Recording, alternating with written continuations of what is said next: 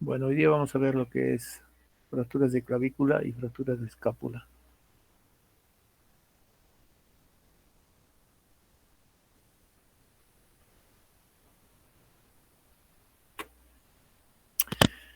La clavícula es como dice la diapositiva, es un hueso que se encuentra directamente debajo de la piel.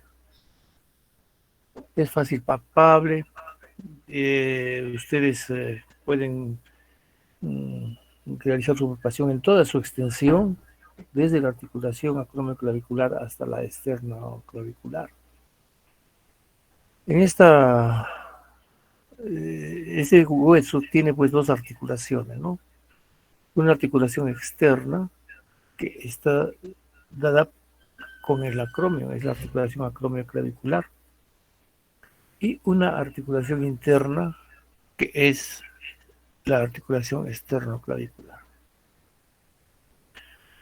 En este hueso, que es un hueso que tiene la forma de una S, vamos a ver que se inserta una serie de ligamentos y, y músculos que le van a dar cierta estabilidad en las zonas de las articulaciones a través de ligamentos.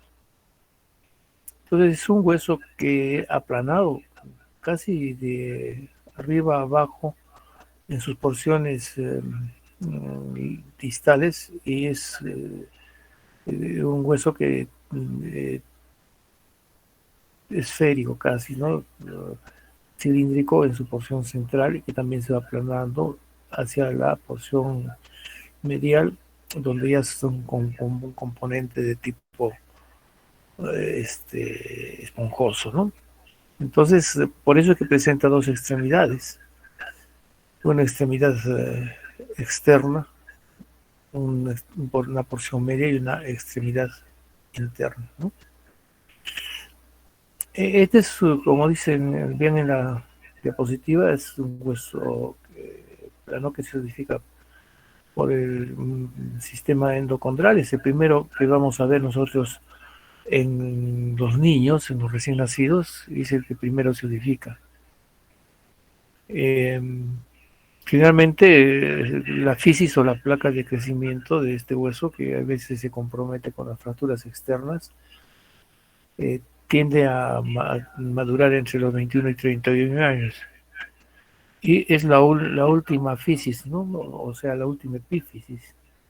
Se le denomina fisis al cartílago de crecimiento del hueso, y es el último en madurar. Esto es relativo, ¿no? Que la clavícula derecha es más fuerte que la izquierda y generalmente más corta. Eso está en relación al manejo de los miembros en las personas, ¿no? El que maneja más el brazo derecho y el brazo izquierdo, pues tendrá una clavícula un poco más larga. Esto debido a que durante los movimientos el peso que se transmite a este hueso es el que origina que pueda tener un crecimiento más que el otro.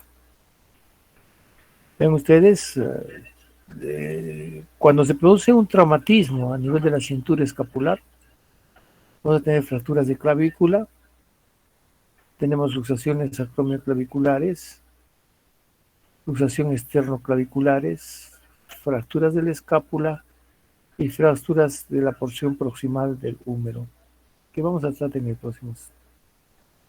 Las fracturas generalmente de la clavícula, vean ustedes, en el extremo distal es en un 15%. ¿Dónde se fracturan más la clavícula? Es a nivel de la porción media, y el extremo proximal casi tiene una mínima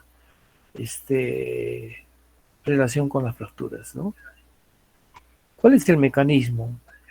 El mecanismo generalmente es de dos tipos. El más frecuente, o sea, el que más se presenta en nuestros pacientes, es la fractura indirecta, es decir, se produce un traumatismo a nivel del hombro y este se transmite a nivel de la clavícula. Y hemos visto que por fuerzas de compresión, ¿qué es lo que sucede? El hueso se fractura en forma transversal o puede fracturarse un tercer fragmento más. Entonces, esta es la frecuencia mayor, casi en el 80%, a 85% de las fracturas de clavícula en su tercio medio, como estamos viendo acá. La fuerza se transmite entonces desde su porción del hombro, se transmite hacia el hueso, y en la zona donde más se flexiona es donde se va a producir la fractura. Después de las fracturas que se producen por un traumatismo directo, o sea, por un golpe directo, como en este caso, por ejemplo, que es una herida de bala, o generalmente se producen estas fracturas en los traumatismos, en los accidentes de tránsito, cuando los pasajeros o el chofer golpean directamente la clavícula contra un asiento o los, um, contra los tableros del carro, ¿no? Entonces ese es el mecanismo. El mecanismo de lesión directa e indirecta, ¿no? La clasificación de ALMA, esta es una clasificación que van a manejarla más ustedes, ¿sí? ¿Por qué? Porque la clasificación de ALMA nos clasifica las fracturas en fracturas externas, fracturas medias y fracturas internas. O sea, fracturas del extremo distal, fractura de la diáfisis media y fracturas del extremo proximal, ¿no? Que está cerca hacia la línea media. Entonces, estas son las clasificaciones que ustedes deben utilizar, la clasificación de ALMA, porque las clasificaciones de AO son muy complejas, ¿no? Por ejemplo, en la AO, esta clasificación sería del grupo A, que son de los huesos largos, ¿no?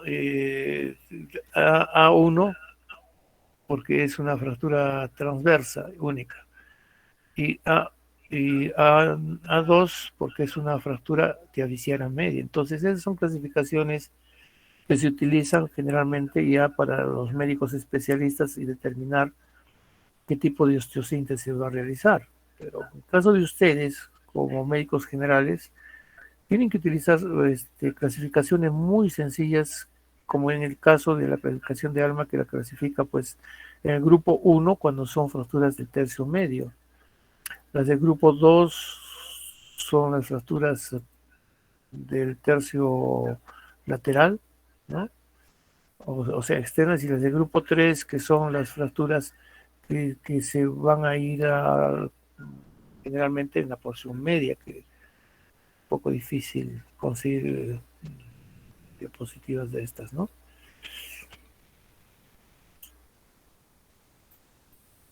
Vean ustedes, esta es una fractura del grupo 2.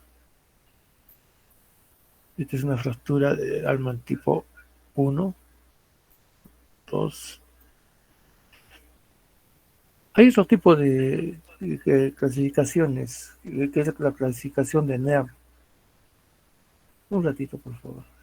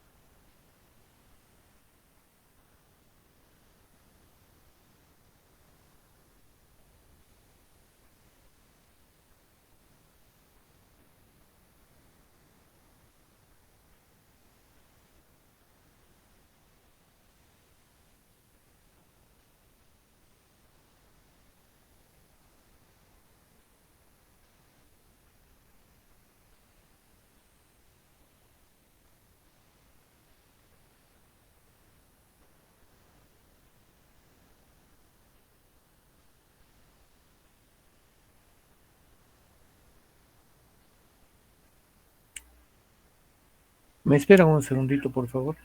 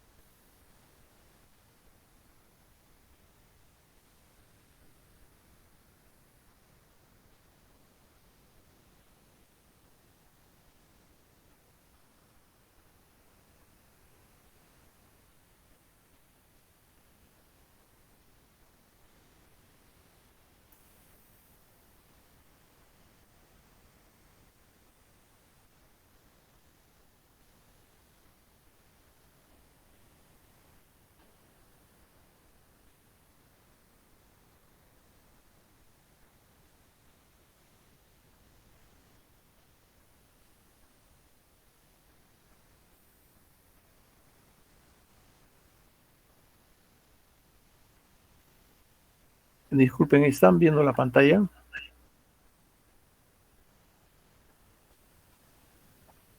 Hola, ¿están Sí, viendo la pantalla? sí, doctor. Sí, doctor, sí se ve.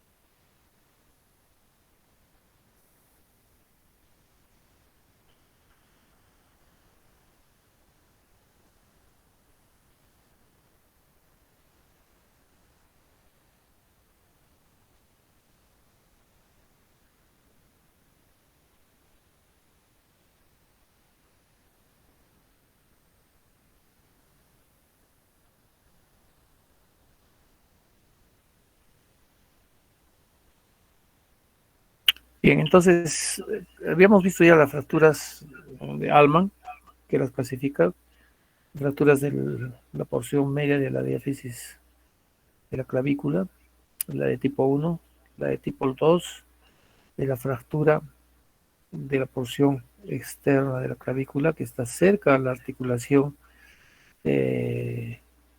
acromioclavicular, y la de tipo 3, que son fracturas que están cerca a la articulación externa clavicular.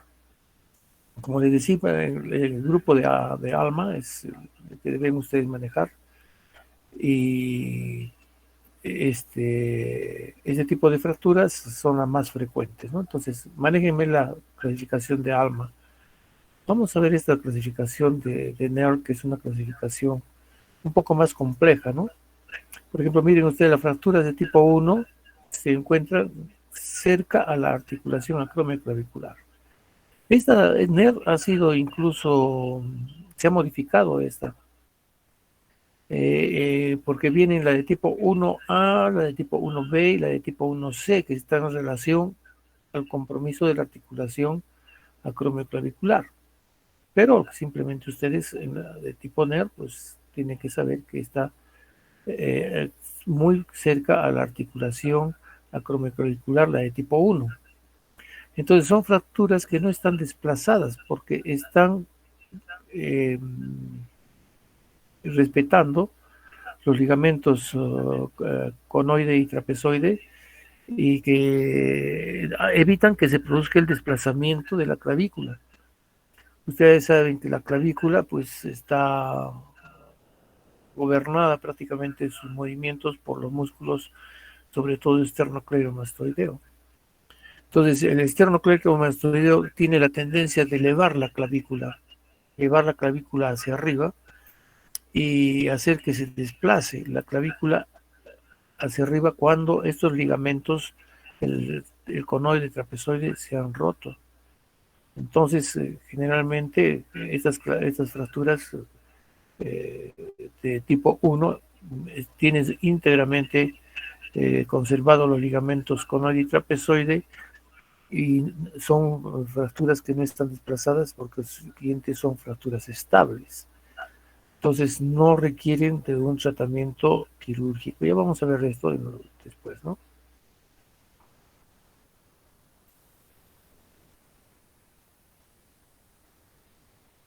La tipo 2, miren ustedes, es cuando se rompen los ligamentos acromioclaviculares, ¿no? Entonces, esta de NER son clasificaciones que están relacionadas a los desplazamientos y a la integridad o no de los ligamentos acromioclaviculares.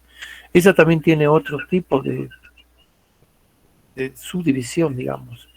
En algunos casos en los cuales se produce la ruptura solamente de un ligamento, puede ser el conoide o puede ser el trapezoide, y que generalmente la fractura se encuentra en el nivel intermedio entre estos dos ligamentos.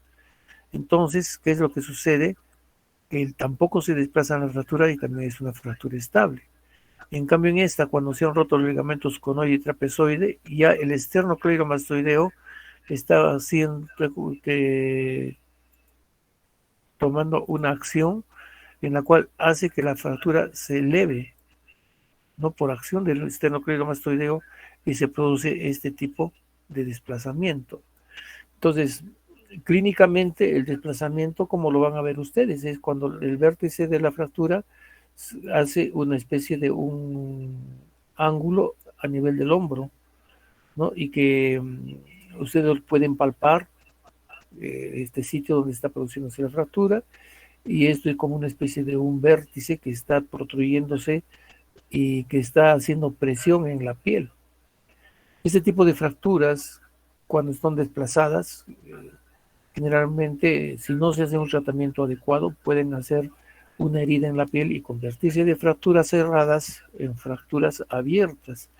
¿Por qué? Porque con el tiempo, esta presión que ejerce este segmento fracturario sobre la piel hace de que éste se exponga por necrosis de la piel.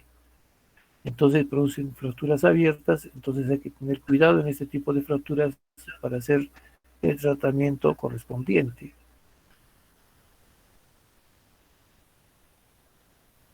La fractura de tipo 3, vean ustedes esta relación a qué, al compromiso de la articulación acromioclavicular, ¿no?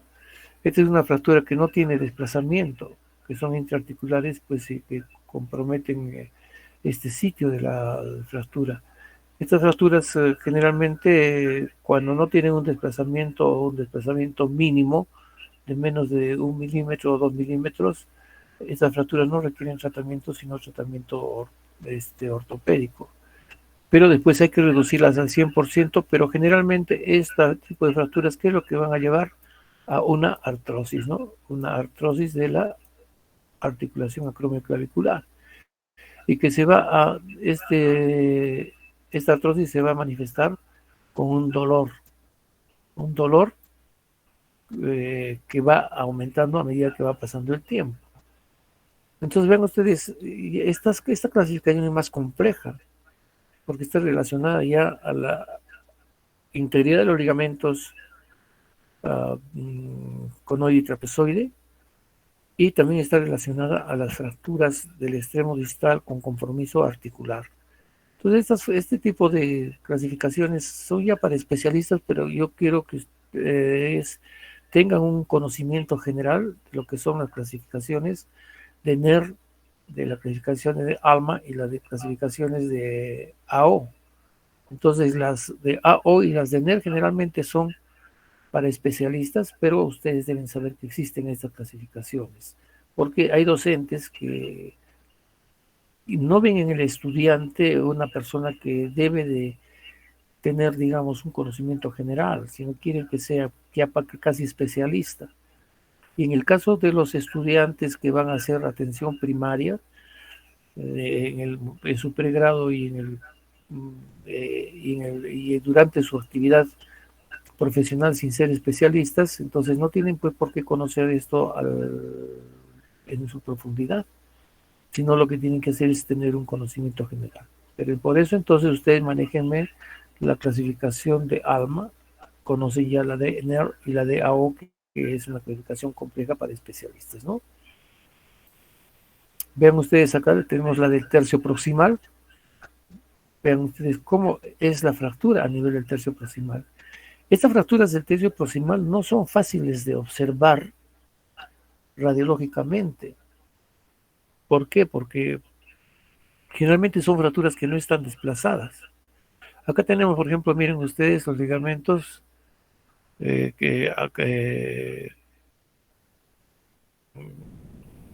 esternoclaviculares, costoclaviculares, y acá hay un ligamento que es el ligamento interclavicular.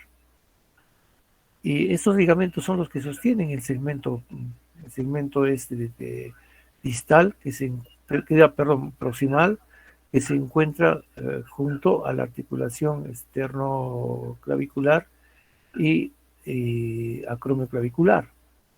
Entonces, acá estos ligamentos son los que van a sostener el segmento proximal, y como los ligamentos conoide y trapezoide están lejos y la acción del músculo esternocleidomastoideo está también alejada de este segmento, entonces no se producen desplazamientos porque hay integridad de estos ligamentos. Ven ustedes, esta es una tomografía axial computarizada.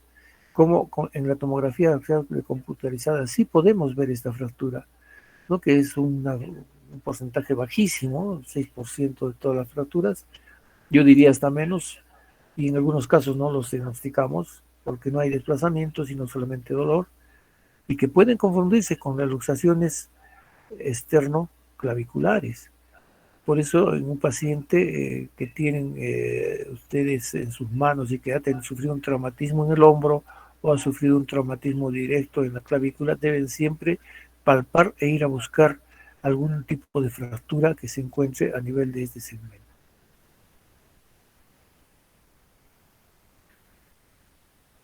Evaluación y cuáles son las manifestaciones clínicas. Primero vamos a ver las manifestaciones clínicas.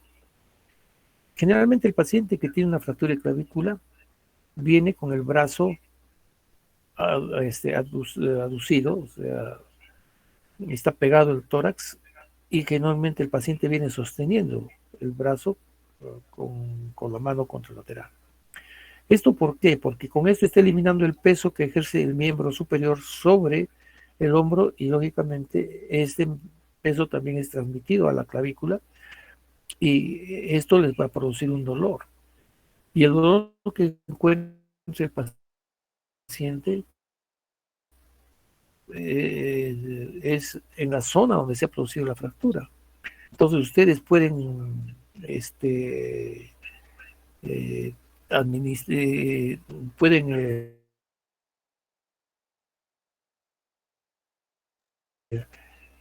evaluar este dolor palpando la clavícula en su integridad, porque sencillamente este tipo de fracturas en años o 40 años es la edad más frecuente en la que se produce estas fracturas. Ahora, ¿qué antecedentes? Ya hemos visto que hay antecedentes traumáticos directos o indirectos, ¿no? El traumático sobre el hombro, que es fractura indirecta, y la directa, que sería un traumatismo sobre la clavícula, ya hemos visto que por heridas de bala, o los que practican artes marciales, ¿no? Generalmente los pueden golpear la clavícula directamente y fracturarla. En cambio, las fracturas indirectas son las que se producen cuando se golpea el paciente el hombro, un traumatismo a nivel del hombro, ¿no? Accidentes de moto, pueden ser caídas casuales, en fin, ¿no? Entonces, como le decía, pues la posición es antálgica, o sea, mantiene el brazo con la mano contralateral para evitar los desplazamientos, ¿no? Y estos desplazamientos que originan pues dolor. ¿Por qué? Por el peso mismo del miembro, ¿no? Entonces, eso es lo que ustedes van a ver. Y después, a la palpación, ¿qué cosa es lo que van a encontrar? Una solución de continuidad. Y yo las fracturas no las califico como una solución de continuidad. Solución de continuidad indica que es continua, ¿no? La superficie ósea. Yo más bien digo que es una solución o una pérdida de la continuidad de la superficie ósea, ¿no? Ese es el concepto que yo tengo de la fractura, y ese concepto lo voy a mantener siempre. O diría, ¿no? Es la solución de discontinuidad, pérdida de la solución de continuidad a nivel del hueso que está fracturado, se ha perdido la continuidad. Entonces ustedes van a poder palpar y van a encontrar pues una elevación, o a la palpación van a encontrar un hematoma, y profundizando más su palpación pueden incluso sentir hasta crépitos, pero no hay que buscar el crépito porque eso produce dolor en la clavícula, y nosotros pues no estamos para aumentar el dolor en el paciente, sino más bien para disminuírselo o quitárselo, ¿no? Entonces, este aumento de volumen está originado generalmente ¿por qué? Por el hematoma. Y pueden ustedes encontrar una equimosis después de unas 4 o 5 horas de la fractura.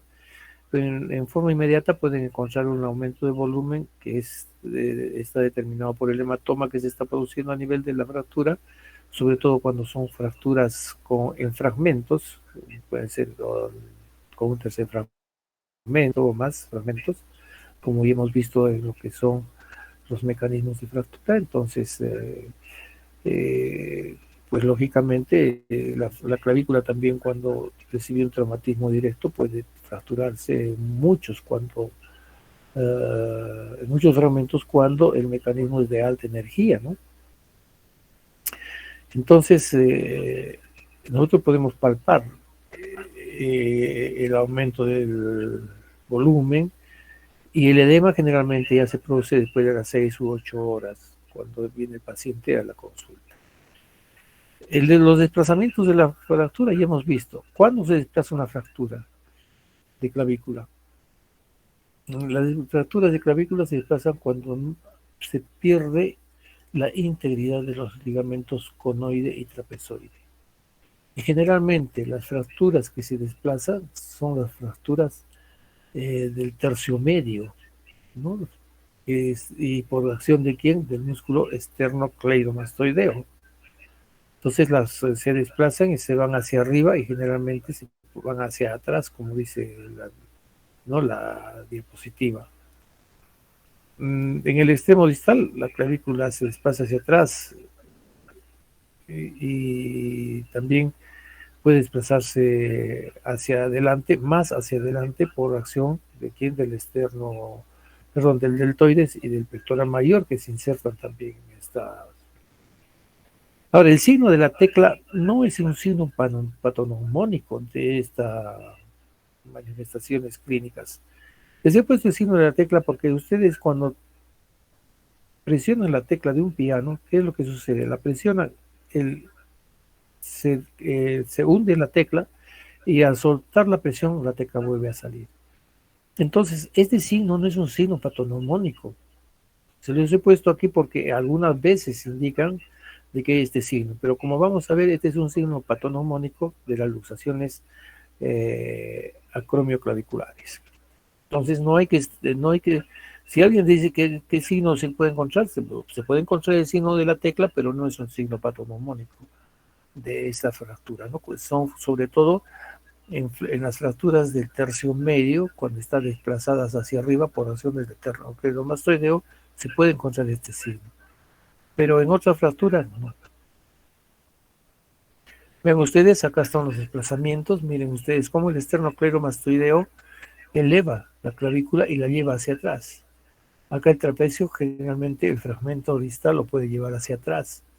Vean ustedes cómo el pectoral, y acá tenemos el deltoides que se inserta, ¿no? Acá en la clavícula pueden también tomar acción y deprimir el fragmento. Generalmente la elevación del fragmento está determinada por el esternocleidomastoideo. Y la depresión del fragmento distal está originada ¿por quién? Por el peso del miembro superior. Entonces, esas son los desplazamientos que se producen por acción del peso del miembro superior y por acción del esternocleidomastoideo.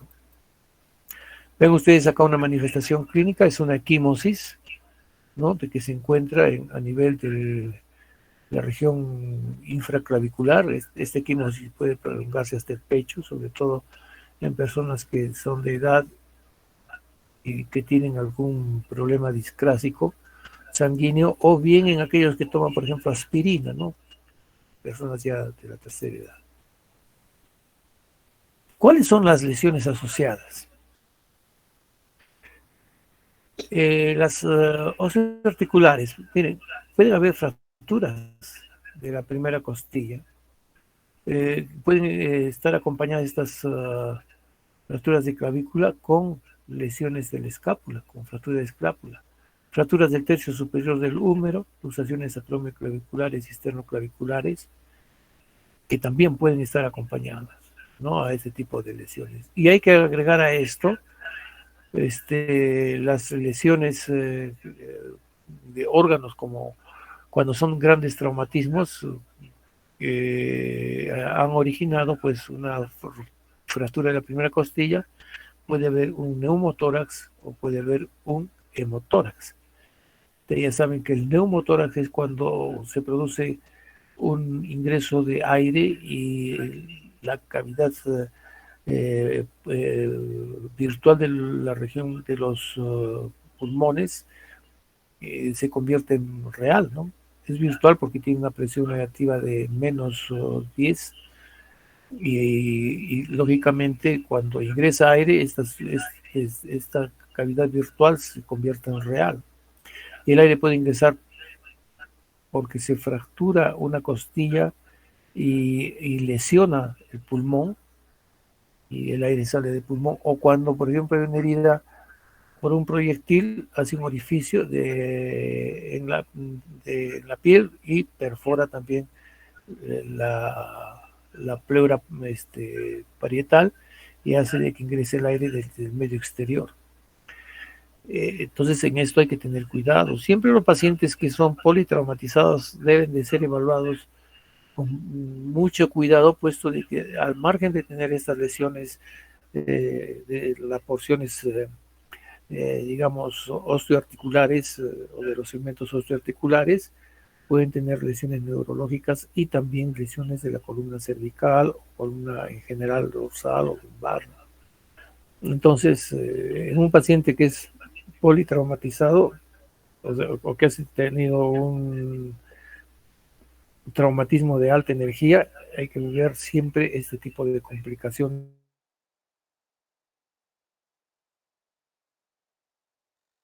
Porque a veces uno encuentra su capacidad ventilatoria, entonces pasan, digamos, desapercibidos lo que son los hemoneumotórax o neumotórax, ¿no? Entonces, ya con el tiempo esto produce más complicaciones, como ser pues el engrosamiento de las pleuras, y lógicamente esto va a producir una falta de expansión del pulmón en los momentos de la inspiración.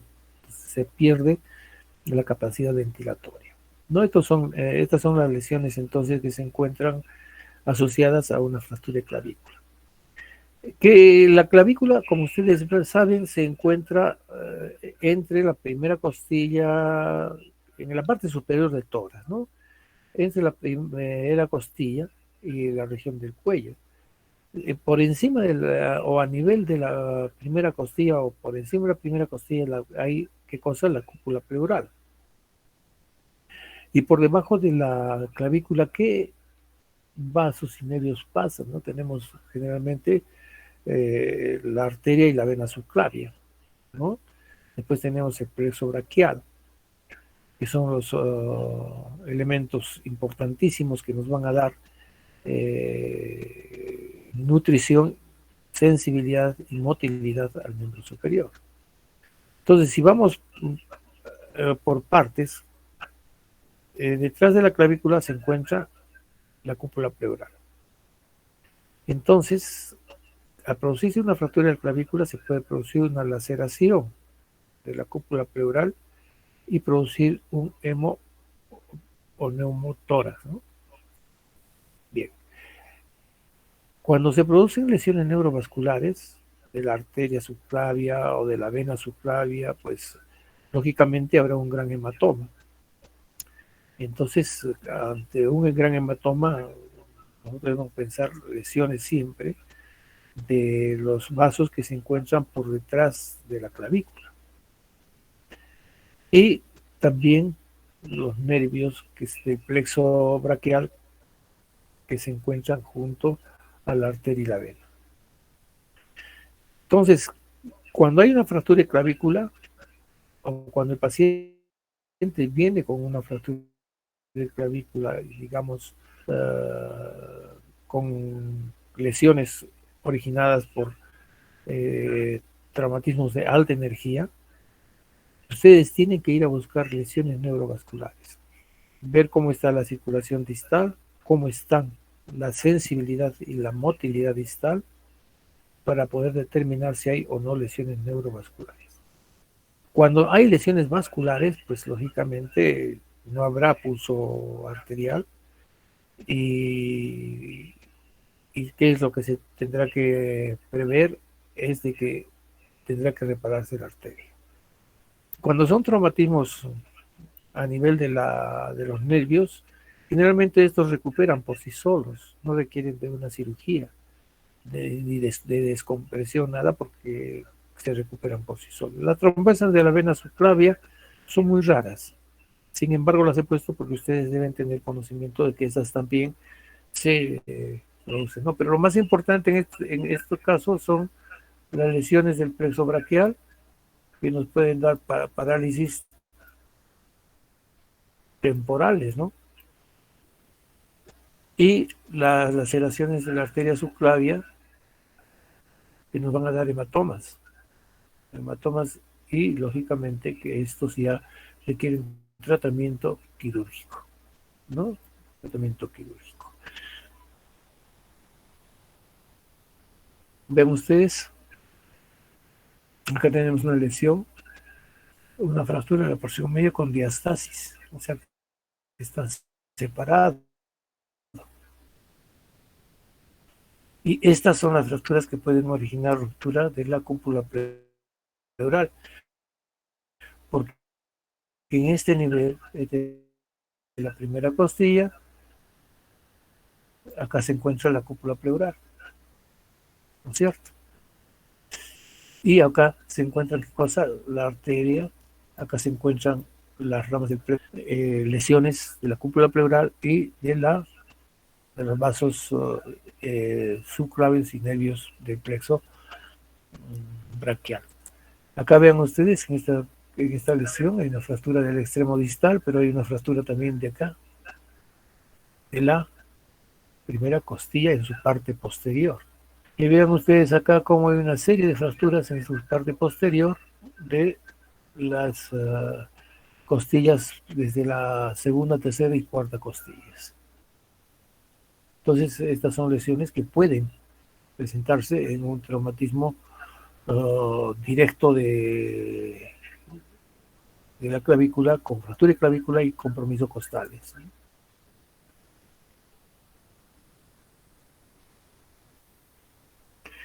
El diagnóstico, como siempre les he dicho, miren, es importante realizar un examen vascular, ¿no? Y el examen clínico, que ya les he dicho que es la palpación y la observación importante en el paciente, bien buscando siempre los síntomas y los signos. La valoración radiológica generalmente son dos tipos de valoraciones. Una proyección antero-posterior, que es el paciente de pie o echado, y esta valoración con inclinación de 20 o 45 grados. El paciente se encuentra echado, vamos a ver si podemos dibujarlo acá, el paciente echado, ¿no? Sus pies, su brazo, y acá tenemos la clavícula. Entonces, la incidencia radiográfica en esta es con un ángulo de 45 o 20 grados. En este sentido. En cambio, en esta, la incidencia es perpendicular al eje de la clavícula, ¿no? Entonces, son las dos proyecciones que nos permiten observar la clavícula en toda su extensión. Es importante, en algunos casos, pues como veremos después, para descartar lesiones bilaterales, tomar una radiografía anteroposterior, generalmente de las dos clavículas.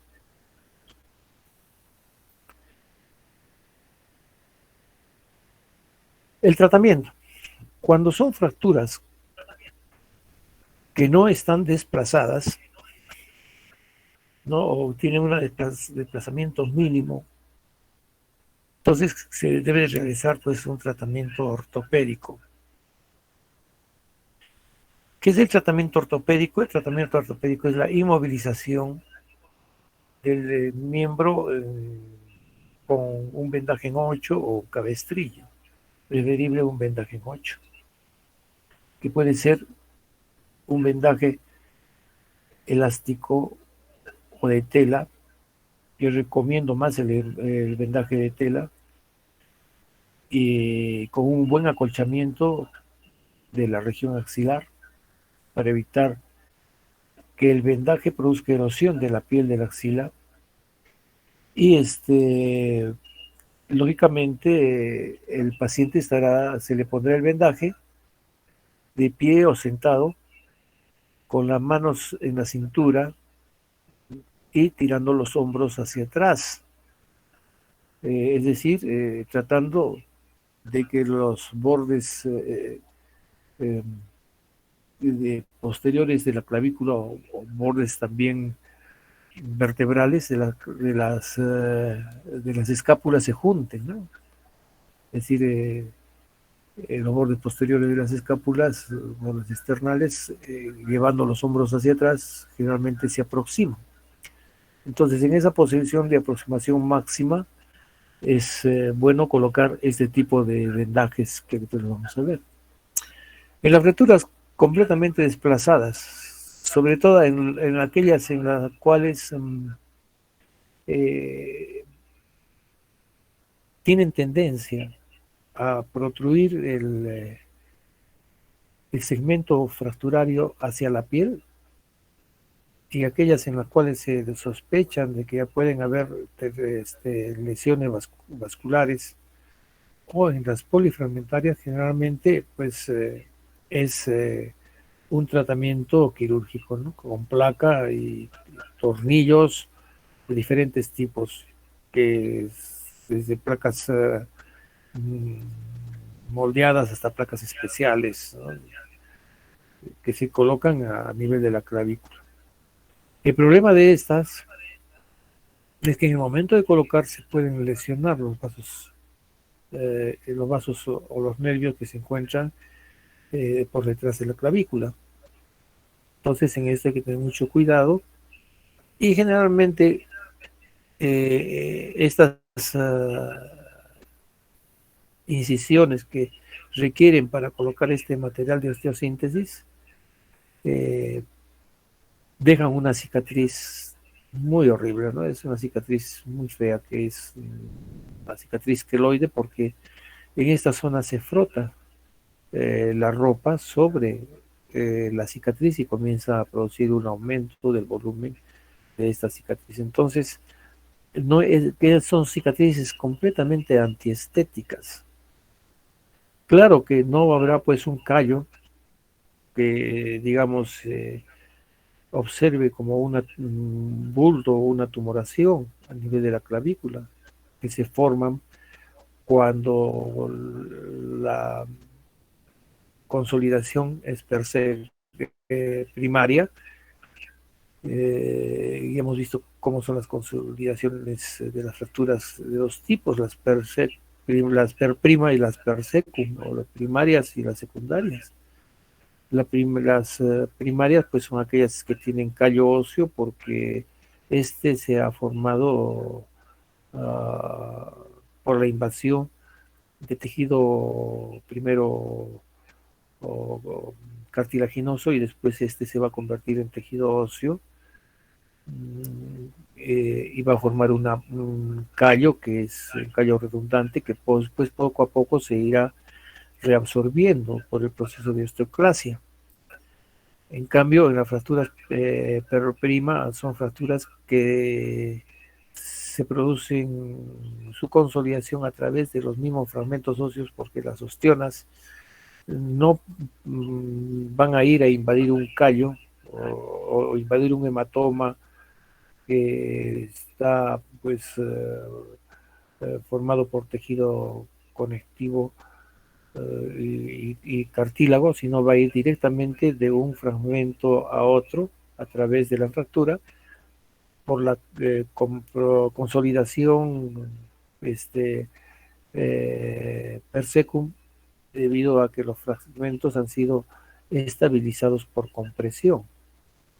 Entonces, lógicamente que estéticamente no habrá pues una tumoración que quede ahí, pero sí va a quedar una herida que es muy desagradable, ¿no? Que muchos pacientes llegan incluso a pedir que se les haga una cirugía estética en esos sitios.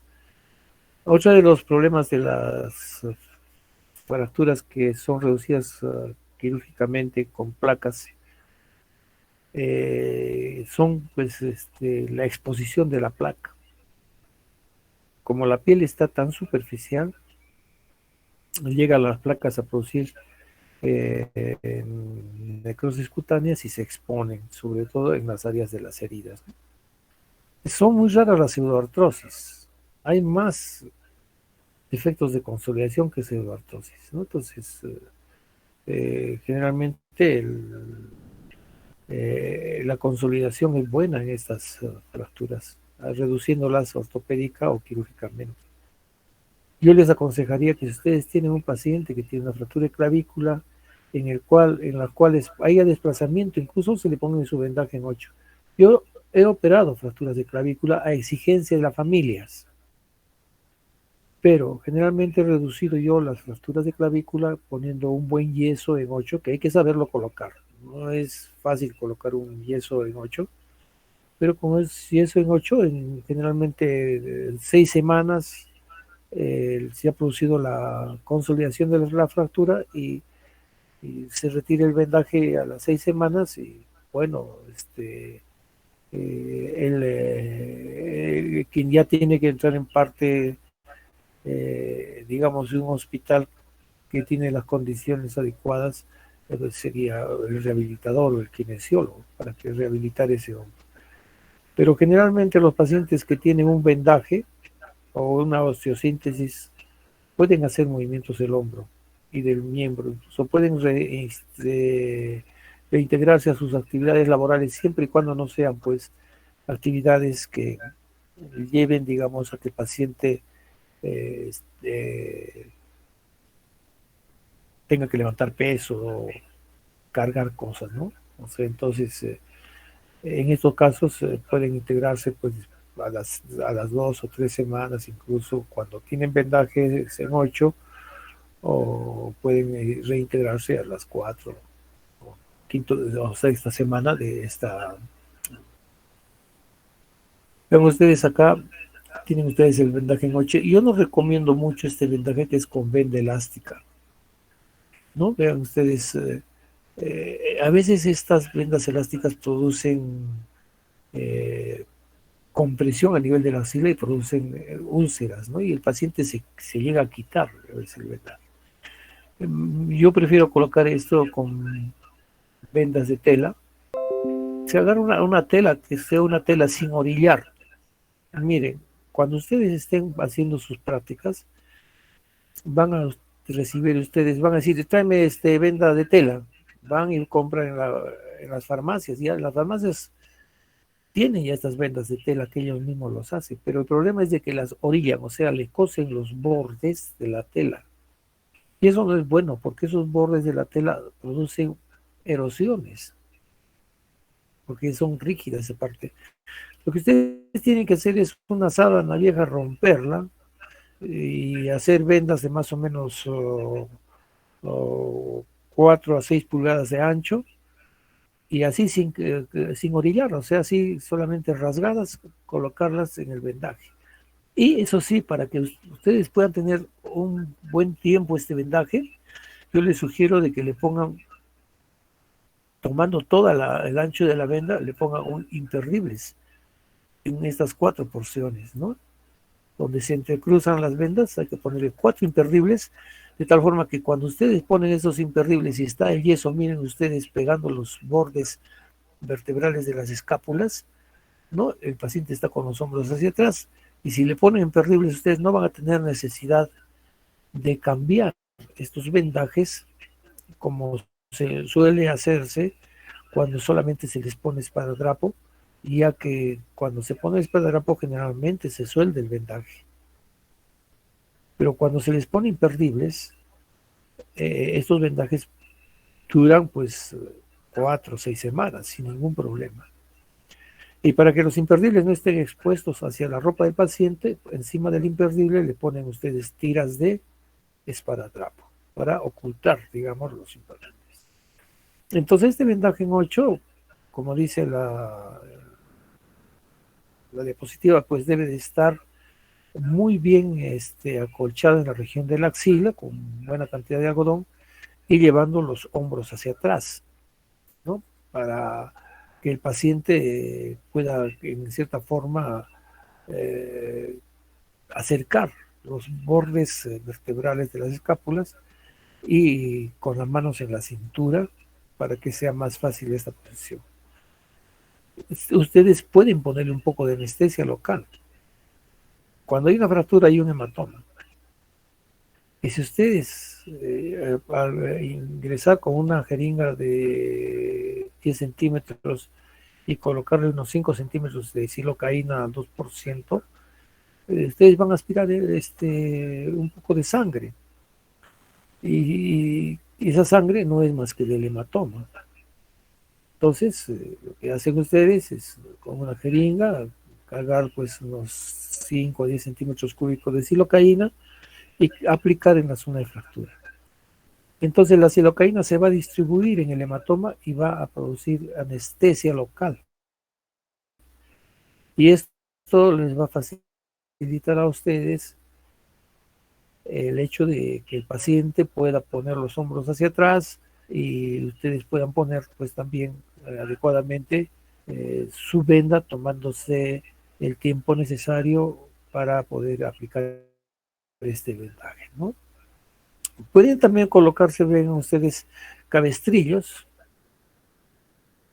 ¿no? Como en este caso, evitar que el peso del brazo diastase los fragmentos y además para que son, bien ustedes, estos cabestrillos ya tienen un soporte lateral para que el brazo quede adherido hacia el tórax. El problema de estos es de que va a tener que el paciente cambiarse frecuentemente de ropa porque el sudor de la axila puede producir una dermatitis de contacto y lógicamente el paciente va a tener que estar cambiándose y moviendo pues frecuentemente el brazo, y esto hace de que los fragmentos se vayan pues desplazando, ¿no?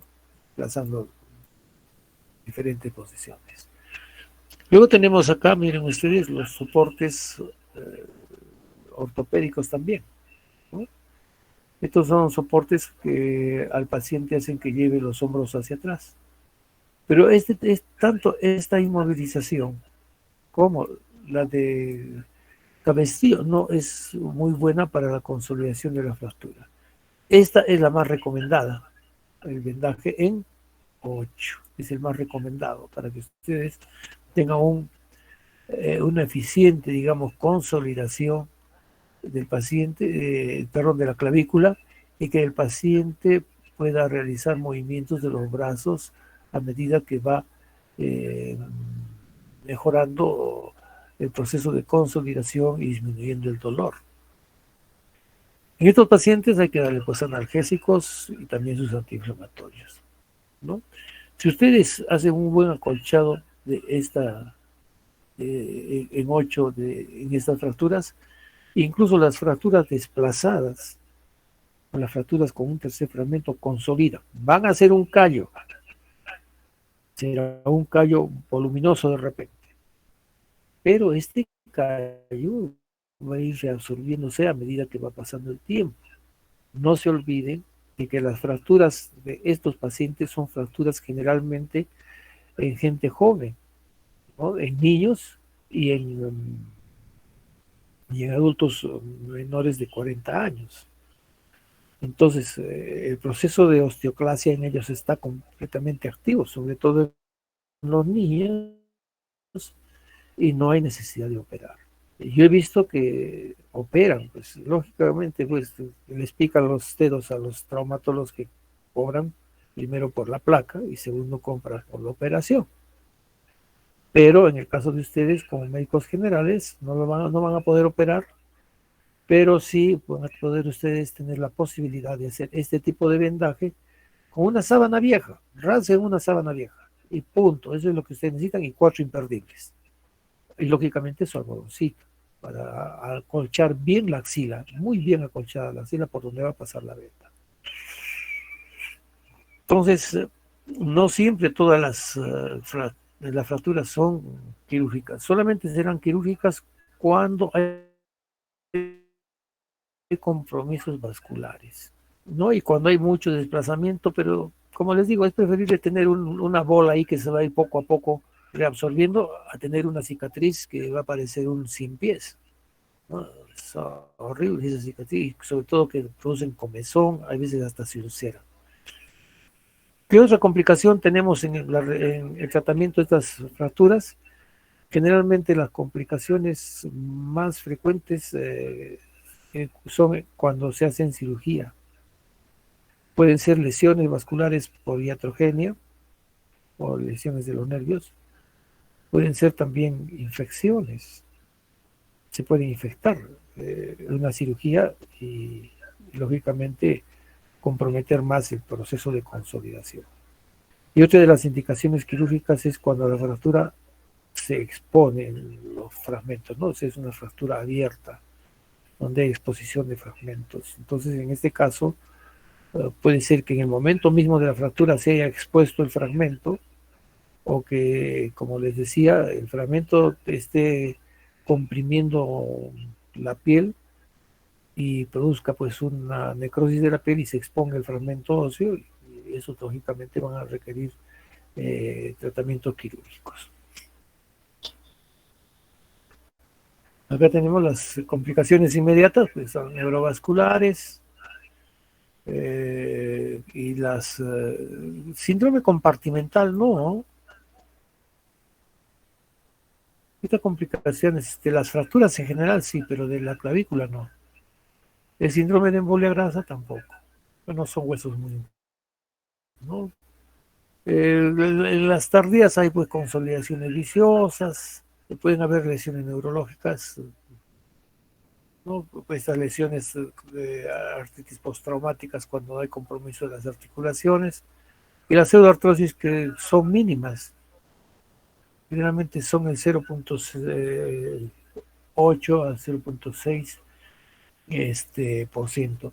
Estas fracturas de las clavículas son las fracturas que más rápido consolidan. Por eso la clavícula se dice que es el hueso más noble de nuestra economía, ¿no? Que es el hueso que mejor y más fácilmente consolida como sea.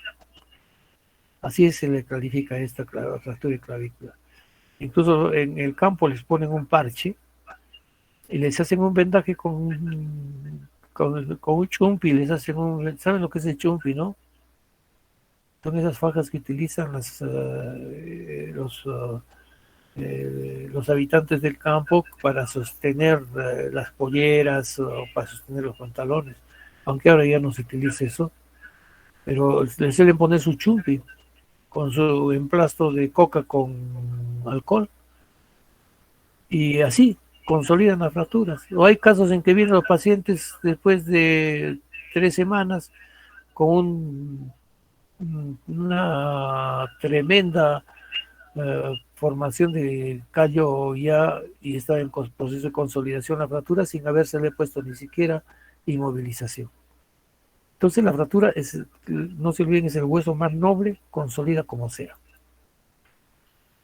Ven ustedes las cicatrices viciosas, los queloides, las adherencias en la piel y la pseudoartrosis, que son las complicaciones. Estas adherencias de la piel nos van a llevar a qué? A las fracturas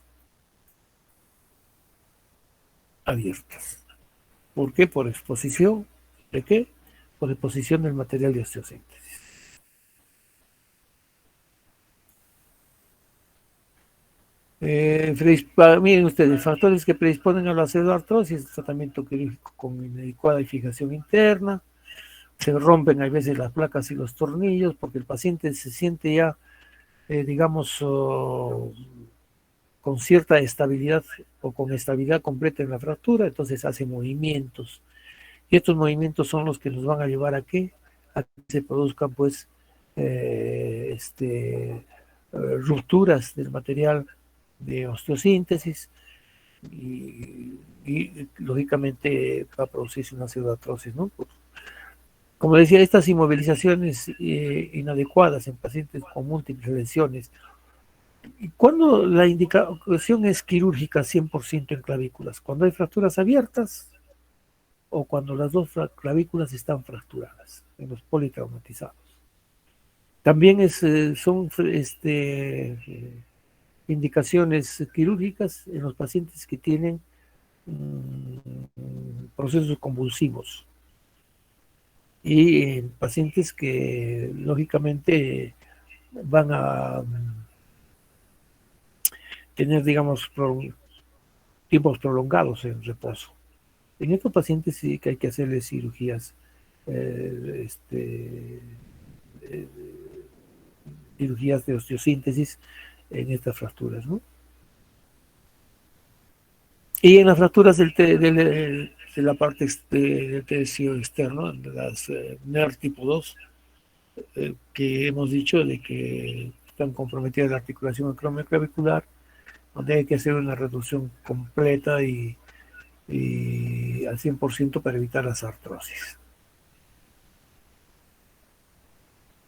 Ven ustedes acá una consolidación viciosa, pero acá está el callo, pero se ha consolidado. Esta es una pseudoartrosis, ¿no?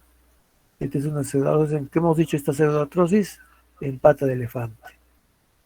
Vean ustedes, hay un gran callo periférico, está cerrado el canal medular, hay acá una interposición de cartílago con el otro extremo, ¿no? Y es el espacio que se ve como una especie de una nube que les dije, que está separando pues los fragmentos fracturales, ¿no? De pseudoartrosis. La osteosíntesis, vean ustedes, acá se pueden hacer con placas y tornillos. Vean ustedes, hay que abrir, hacer la incisión, la piel, abrir el periósteo, poner la placa, el tornillo, en fin. Esta es una placa en gancho que generalmente se utiliza cuando hay fracturas del extremo distal con compromiso articular. Entonces este gancho se va a poner debajo del acromio y con estos orificios se hace la osteosíntesis de la fractura, haciendo pues que miren ustedes acá, esta es la fractura, hay una reducción al 100% para evitar las artrosis acromioclaviculares. Y hemos visto las indicaciones, vean ustedes, cuando hay acortamientos de 20 milímetros, yo les digo que no importa que haya acortamiento. Sí, en la anatomía hemos dicho que hay una clavícula más larga que la otra. En la ambidiestria, entonces, no hay necesidad. En fracturas abiertas, en inminente irrupción de la piel, vean ustedes, ¿esto qué indica? Pues que uno de los fragmentos está produciendo presión en la piel y que se va a producir pues puede producirse una apertura de la piel y una exposición de los fragmentos, ¿no? Compromisos vasculares, pérdida neurológica progresiva, es decir, que va teniendo, digamos, una pérdida de la sensibilidad y motilidad progresiva del miembro, desplazamientos patológicos con parálisis trapezoidal, la disociación escapulotorácica, bueno, un tercer fragmento vertical. O sea, este fragmento vertical, ¿cómo es? Supongamos que esta es una fractura que tiene un tercer fragmento, ¿no es cierto? Entonces, acá tenemos el otro segmento de la clavícula, ¿no? Y este fragmento se ha dado la vuelta, de tal forma que este fragmento está con la punta hacia arriba, ¿no? Y este segmento vertical puede producir lesión de la piel. Entonces, este segmento verticalizado eh, va a producir que esta fractura que es cerrada, pues se convierte en una fractura abierta, ¿no? Entonces, hay que tener cuidado con este tipo de lesiones. Y las fracturas del tercio distal de la clavícula que hemos dicho comprometen la luxación craneoclavicular. Las relativas, miren ustedes, como les he dicho, trastornos neurológicos, Parkinson, convulsiones, lesiones neurológicas, ¿no? Politraumatizados, esos pacientes que están pues en reposo durante tiempos prolongados, el hombro flotante, que es un hombro caído, como si fuese una parálisis, en pacientes que no toleran la inmovilización. Esto ya sería el colmo que no toleren porque eh, si se pone mal, pues un vendaje, ¿no? Y le comienzan a comprimir la axila, ¿quién va a aguantar una compresión en la axila por un vendaje? Es un poco difícil, ¿no? En las fracturas bilaterales, como les he dicho, en la fractura de la extremidad superior ipsilateral, y estéticamente, quirúrgicamente, yo digo que preferiría tener, este es mi hombro, yo preferiría tener acá un bulto, que tener una cicatriz que va a parecer 100 pies y que se va a ulcerar, y que va a doler y que va a picar, en fin. Yo preferiría tener un bulto y no importa, es un bulto así, porque esto a medida que se va produciendo la resorción ósea, este va a ir disminuyendo, ¿no? Y no me interesa, ¿qué importa que alguien le vea porque tiene una ligera elevación a nivel de la clavícula en la playa, en la piscina o qué sé yo? Pues eso no tiene ningún significado, porque simplemente, sí, tengo un bulto porque me fracturé la clavícula. Peor es tener esta cicatriz que la van a tener que ocultar toda la vida, ¿no? Y lamentablemente, pues se producen en sitios donde la ropa está frotando sobre la cicatriz, ¿no? Entonces, son cicatrices antiestéticas. El hombro flotante es cuando también ustedes tienen, por el peso ¿cómo se llama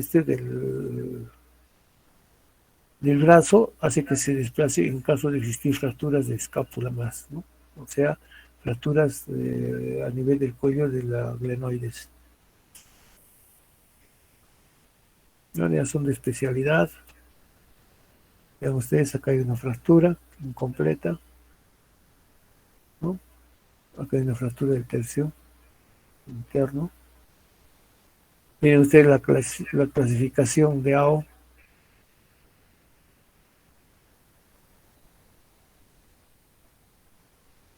Los rasgos articulares de movilidad tienen que recuperarse completamente. En los pacientes que han sido tratados, esta es una niña. Muy bien. Ahora vamos a ver las fracturas de escápula. Antes les dije que por favor me disculparan, pero no he encontrado, no sé qué ha pasado. Tenía malogrado mi laptop y le he enviado para que me la repare. Y allí tenía todas mis diapositivas y creo que no las he pasado, pues sí, porque lo que veo no las he pasado a mis USBs. Entonces, bueno, pero de todas maneras estas nos van a servir, las otras serán un poquito mejor. La fractura de la escápula. Mire, la escápula es un, un hueso muy noble, ¿no? Que se encuentra pues cubierto en su porción interna por muchos músculos. Eh, Generalmente, tanto los músculos que cubren su cara posterior como su cara torácica, entonces son de buena uh, forma y de buena cantidad. Un segundito me esperan, por favor.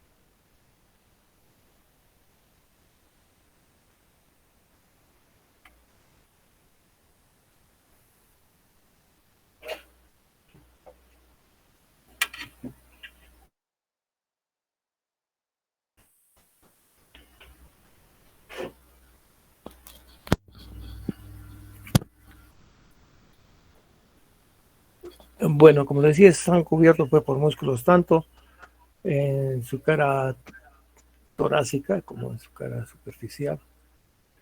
Ustedes saben que tenemos los supraespinosos, el infraespinoso, el redondo menor, el redondo mayor, después el trapecio, después tenemos en su cara torácica, tenemos, o anterior, tenemos el músculo subescapular. Entonces, todo este grupo muscular lo cubre y le da una gran estabilidad. Pero sin embargo, este hueso es importante en la cintura escapular. ¿Por qué?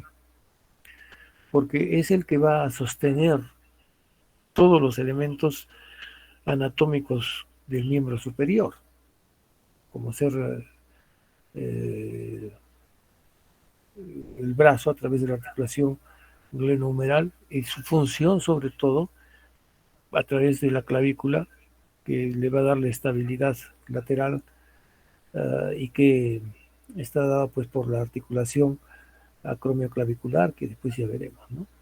Entonces, como bien sabemos, es un hueso triangular plano que está dividido en su parte posterior por una espina, que es la espina del omóplato, y la divide en una región supraclavicular, perdón, una porción superior y una porción inferior, más amplia en su porción inferior, ¿no? Entonces, la región supraespinosa y la región infraespinosa. Me están escuchando, ¿no? Sí, doctor, sí se lo escucha. Bien. Entonces, vemos que qué problema es cuando uno ya se acostumbra a otro tipo de computador. Entonces, como les decía, la escápula sostiene el miembro superior por los diferentes músculos que se encuentran junto a ella y por la articulación. Ya no vamos a escribir más porque ya sabemos que tiene pues dos caras, anterior, posterior, o superficial y profunda, o ¿no? Sus tres bordes, en fin, que alberga una serie de músculos. Vean ustedes, acá tenemos a la escápula, con su cara posterior, la espina del omóplato, como llamamos acá, la región supraespinosa, infraespinosa, en su cara posterior el acromion, que es importante, ¿no? Y acá tenemos la coracoides, que es la que va a sostener los ligamentos conoide y trapezoide, que van a darle estabilidad a la clavícula. Este es su cara torácico anterior, con sus tres bordes, sus tres ángulos, la cavidad glenoidea. Acá tenemos la coracoides y acá tenemos el acromio, ¿no? La coracoides que va a dar sostén con los ligamentos conoide y trapezoide de la clavícula, y el acromio que es el que va a articular con la clavícula para darle sustentación también a este hueso y al miembro superior. En una proyección lateral vemos el borde lateral que va a dar en su porción superior una relación con la cavidad glenoidea, que es donde se va a articular con la cabeza del húmero para formar la articulación glenohumeral. Sus músculos están los músculos del la, ¿no? Todos los músculos, ¿verdad? Desde ese rato que hemos dicho, tenemos el subescapular, acá tenemos el deltoides, ¿no? Tenemos el supraespinoso, el infraespinoso, acá tenemos el redondo menor, el redondo mayor, romboides, en fin, ¿no? Una serie de músculos que se encuentran en su cara posterior y en la cara torácica o anterior tenemos pues el subescapular principalmente. Estos músculos, tanto el supraespinoso como el infraespinoso y el redondo menor, son los que van a formar junto con el subescapular los músculos del manguito rotador. No se olviden, esto es importante, porque después estos músculos son los que van a dar los movimientos, sobre todo de abducción al miembro superior y que van a insertarse en donde, en el troquín y en el troquíter, ¿no? y que estos también pues van a tener patologías relacionadas a las relacionadas con los movimientos del, del hombro.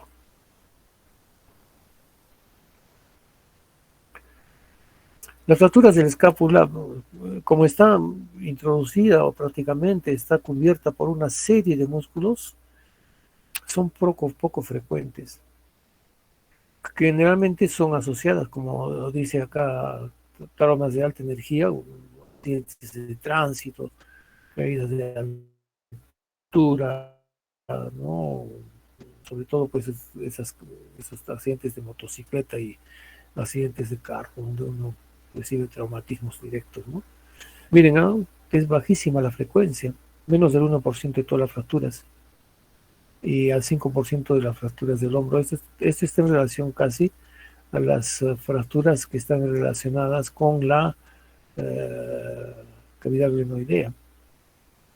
Entonces, esto debido a que no es muy móvil, pues la fractura, que diga la escápula, y que además se caracteriza porque tiene pues una cubierta muscular que va a ser la que va a determinar la condición esta de ser un hueso que está ampliamente cubierto y estabilizado, ¿no? Entonces, esas son las condiciones, digamos, que tiene este hueso para tener muy poca incidencia, una baja incidencia en las fracturas. Cuando lógicamente es una fractura de alta energía, pueden pues, asociarse a ¿qué? A lesiones torácicas, ¿no? Como son las fracturas de la parrilla costal, sobre todo en la cara posterior de la eh, de los arcos costales, o relacionarse también con fracturas a nivel de la columna dorsal. Entonces, es una frecuencia. Eso del 50% que se relaciona generalmente con fracturas de la primera costilla es dentro, digamos, del porcentaje del menos 1%, o sea que no es muy frecuente. Estos pacientes que tienen, como decíamos, estas fracturas de la escápula por sus grandes traumatismos, pueden estar relacionadas con contusiones pulmonares o hemoneumotoras, ¿no? Por las lesiones de las costillas. Vean ustedes, estas son las fracturas de las costillas que tienen estas características, ¿no? Las más frecuentes son las del cuerpo, que son un 45%. Entonces, ¿me están escuchando, por favor? Sí, doctor, sí se le escucha. Doctor, yo también les estoy escuchando ya a ustedes. Solo que me preocupa un poco, no estoy acostumbrado a estos tipos de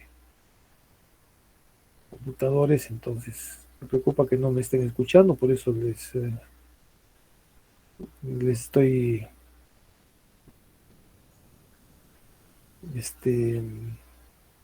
conversando para ver si me escuchan, porque de repente estoy hablando y no me escuchan, entonces estamos perdiendo tiempo, ¿no? Entonces, ¿me están escuchando?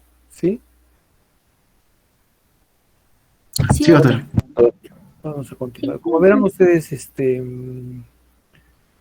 eh, estas fracturas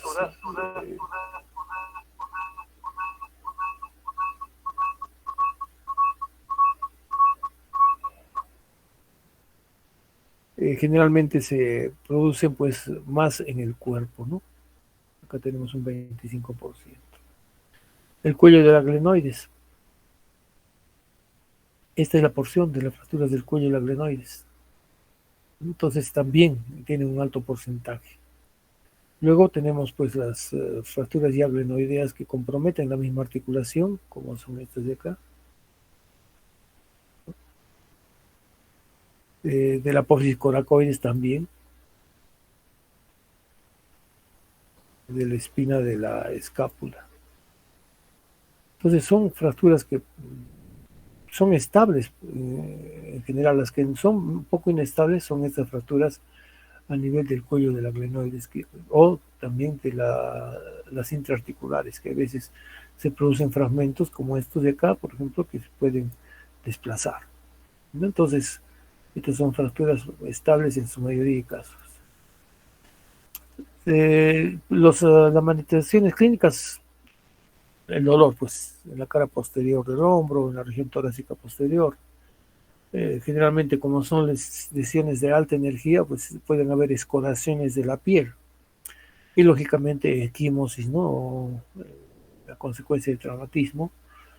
Y esto que es importante, el antecedente de trauma de alta energía, como generalmente son los accidentes vehiculares, pueden ser accidentes automovilísticos o bien accidentes en motocicleta, ¿no? Que son los con más frecuencia producen este tipo de fracturas.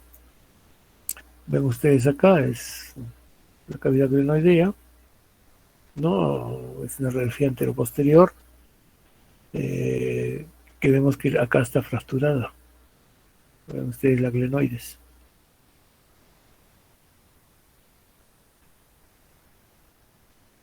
Acá tenemos otras radiografías en las cuales podemos ver otras fracturas a nivel de la parte superior del cuello, ¿no? Y acá tenemos una radiografía eh, que, que, vemos que cae una fractura del cuerpo, también, ¿no? De la glenoides.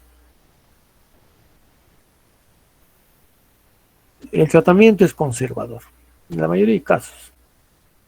O sea, un vendaje en 8 o un Velpo, como ya sabemos lo que es el Velpo, ¿no? Es un vendaje que cubre el tórax y con el miembro superior del lado que está cubriendo el tórax adherido al tórax, ¿no? Entonces es un Velpo. Hemos visto eso en las clases y también les envío las diapositivas, ¿no? Las reducciones abiertas son rarísimas, pero solamente se deben realizar estas reducciones abiertas cuando se comprometen la glenoides y lógicamente hay un compromiso de la articulación. Entonces, cuando se produce un compromiso de la articulación, o sea, un compromiso de la glenoides, entonces es cuando se debe de hacer una intervención quirúrgica. ¿Para qué? Para que la reducción de la fractura no vaya a producir pues un compromiso de la articulación y va a producir una artrosis posterior. Entonces, en el caso de las fracturas de la escápula, solamente deben ser quirúrgicas en aquellas que comprometen la estabilidad del miembro superior o que comprometen pues la articulación glenohumeral a nivel de las glenoides, y que lógicamente si no se produce una buena reducción van a haber alteraciones en lo que es la función misma del miembro, o lógicamente pues habrán alteraciones como son las artrosis de la articulación glenohumeral, ¿no? Y esto se va a ir produciendo con cierta frecuencia cuando hay fracturas de la glenoides, un desplazamiento de los fragmentos de la glenoides, o bien fracturas del cuello que pueden originar un hombro o un miembro balante. Es decir, generalmente cuando se producen fracturas del cuello de la glenoides y no se reduce el tratamiento quirúrgico, ¿qué pasa? No va a haber estabilidad, se pierde la estabilidad del hombro. ¿Por qué? Porque lógicamente se ha desprendido, digamos, el cuello de del cuerpo del adenoides y esa estabilidad que daba todo el cuerpo de la escápula se ha perdido. Entonces es un hombro galante, se dice, es un hombro que se mueve como sea, pero no en las condiciones que deben de tener para poder realizar los movimientos del hombro. Entonces en este caso sí el tratamiento es quirúrgico, pero la mayoría de casos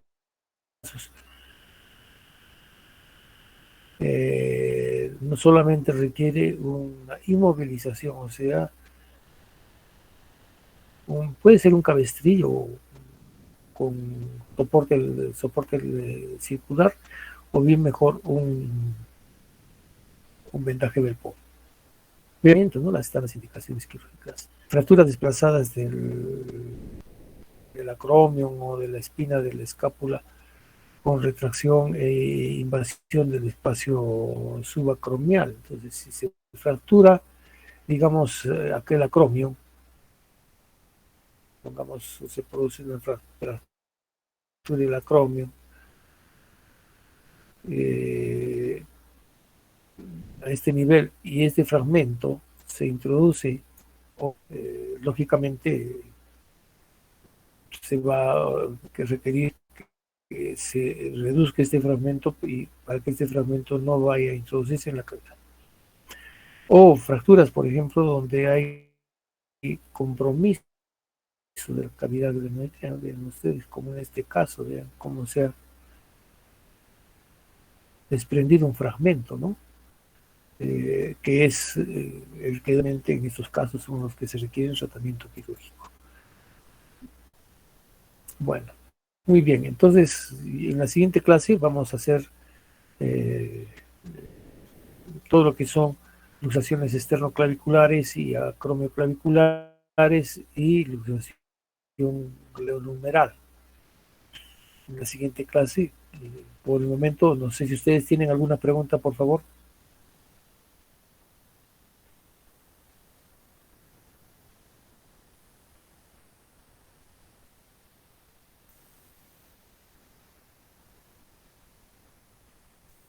Hola, ¿tienen alguna pregunta? ¿Me están escuchando? Sí, doctor, sí se le escucha. ¿Tienen alguna pregunta, alguna duda?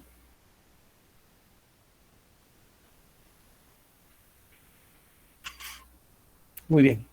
Entonces, han emitido un memorándum indicando al vicerrectorado que no se deben de cambiar las horas de los horarios que ya están establecidos, dice, ¿no? Pero nosotros hemos cambiado los horarios por conveniencia de ustedes, porque generalmente de 2 a 3 de la tarde no nos alcanza para poder dictar las clases, ¿no? Y además, en estos horarios creo que ustedes tienen otras materias también, o algunos tendrán que hacer disecciones, perdón, tendrán que hacer eh, prácticas con otros docentes. Entonces yo por eso prefiero tener un horario donde ustedes estén tranquilos y puedan tener sus clases. En caso de que si tuviera yo alguna ¿qué les digo?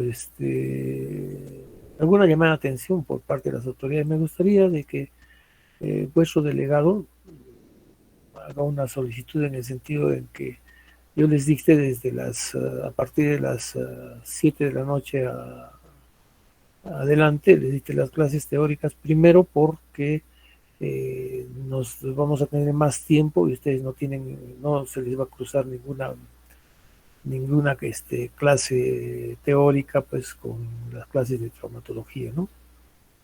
Entonces ojalá que yo pueda hacer un documento y tenerlo el documento y enviármelo a mí, a mi correo, o tenerlo el documento simplemente para presentarlo en caso que sea necesario cuando yo le diga al director de estudios. Me parece que es el doctor Elías Aycacha, ¿no? Bien escuchado entonces. Sí, doctor. Y por favor, yo le voy a agradecer, debido a que hay ese documento, pero no tenemos inconveniente con ustedes, ¿no es así? ¿O hay algún inconveniente? Señoritas jóvenes, manifiéstense, por favor. ¿Tienen algún inconveniente en este horario para que podamos irnos al horario que han estipulado 2 de la tarde?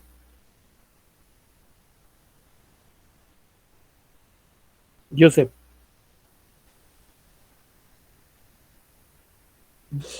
Doctor, les había consultado de alguna primera instancia acerca del horario, pero me dijeron que no había problemas, pero no sé si ahora alguien tal vez tenga ese problema. Sería bueno que se expresara aquí.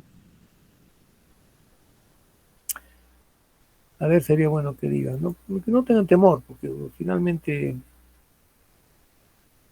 estamos más que... el docente tiene que ser amigo del estudiante en el sentido de tener confianza, ¿no? Por eso no tengan ningún temor. Yo no soy una persona que va a irse contra el estudiante porque me diga que no está bien esto, no está bien el otro, ¿no? Entonces, sería conveniente que lo manifiesten ahora. Si no, nos quedamos nomás. Pero de todas maneras, Joseph, sería bueno de que de repente tus compañeros y ustedes firmen indicando pues que quieren que se les cambie el horario a esta hora y me lo envías a mi correo electrónico. Ok, doctor, no les voy a solicitar una vez más si es que tal vez por A o B se ha movido su horario y ya, pues si es que hay algún cruce tal vez, porque creo que es solamente el día lunes que hay un Por pequeño eso, cruce, pero el resto todo bien, doctor. pero que no sea conveniencia de uno o dos, pues.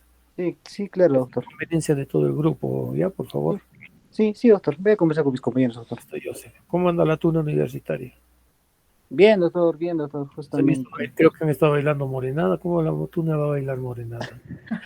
¿Qué le pasaba de No, doctor, ha sido un evento casi separado. Ah, bueno, muy bien. Entonces sigan adelante con sus actividades. Entonces, hasta pasado mañana que vamos a hacer, ya voy a programar la clase que vamos a hacer a la siguiente semana, ¿sí? Que diga la siguiente clase. La siguiente clase. Muy bien, entonces estamos viéndonos el miércoles. Van a disculpar esta molestia que será, me supongo, por unos días nada más, porque anda medio mal mi laptop. Entonces, pero vamos a tratar de evitar que hayan problemas, pues, en el listado de clases, ¿sí? Muy bien. Ahora les estoy escuchando y me están escuchando ustedes perfecto, ¿no? Sí, doctor. Ya, Sí, bueno, Sí, doctor. salimos de la plataforma, buenas noches. Buenas noches, doctor. Buenas noches, Buenas doctor. noches, doctor. Hoy día voy a ver la cuestión que les dije de generalidades para enviar su sesión. Ok, doctor. Gracias, doctor. Gracias, doctor. Gracias, Buenas doctor. noches. Buenas noches. Buenas noches, salimos de la plataforma. Buenas noches, doctor.